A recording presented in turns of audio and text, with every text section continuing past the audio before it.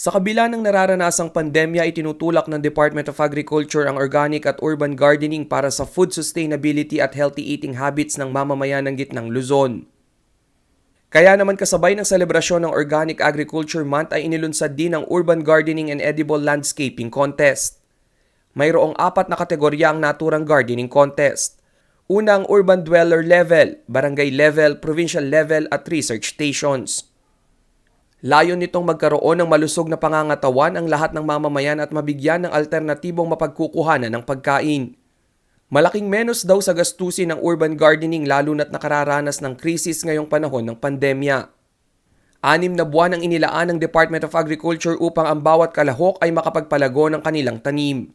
Pipiliin ang mga mananalo base sa dami ng maaaning gulay, disenyo ng garden at economic value ng mga maaani. Bukod sa matatanggap na recognition ng mga mananalong lugar, target ng DA na maging organic community ang buong Gitnang Luzon. Rainiel Pawid, CLTV News.